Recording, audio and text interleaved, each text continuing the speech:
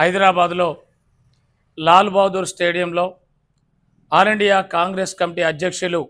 గౌరవనీయులు పెద్దలు మల్లికార్జున్ ఖర్గే గారు ముఖ్య అతిథిగా హాజరైనటువంటి సభలో ఈ రాష్ట్రంలో తెలంగాణ రాష్ట్రంలో కాంగ్రెస్ పార్టీ గ్రామస్థాయి అధ్యక్షులు అదేవిధంగా క్రియాశీలక కార్యకర్తలతోటి పెద్ద ఎత్తున సమ్మేళన సభను నిర్వహించడం జరిగింది. ఈ సభలో రేపు తెలంగాణ రాష్ట్రంలో త్వరలో జరగబోయేటువంటి స్థానిక సంస్థల ఎన్నికల్లో గెలిపే లక్ష్యంగా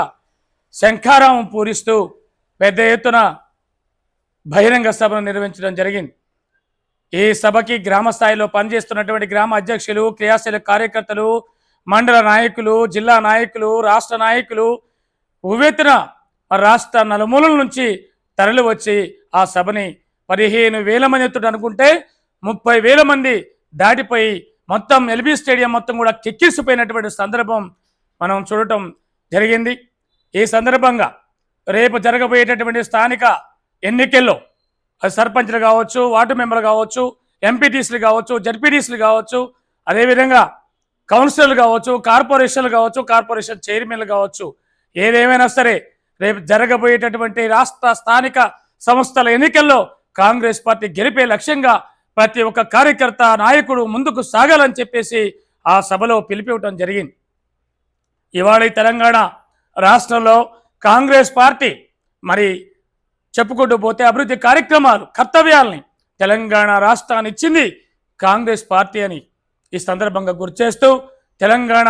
రాష్ట్రంలో కాంగ్రెస్ పార్టీ అధికారంలోకి వచ్చిన తర్వాత ఏదైతే 6 గ్యారంటీలు అమలు చేస్తామని హామీ ఇచ్చిందో, మరి ఒకవైపు తెలంగాణ రాష్ట్రం మొత్తం కూడా అప్పులు కుప్పలుగా మారి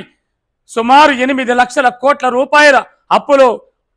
ఉన్నప్పటికీ మొక్కవని ధైర్యంతో ఇచ్చినటువంటి హామీల్ని మడమ తిప్పకుండా, ఇచ్చిన మాటను వెనక్కి తీసుకోకుండా మన ప్రీతమ నేత తెలంగాణ రాష్ట్ర ముఖ్యమంత్రి వర్యులు మన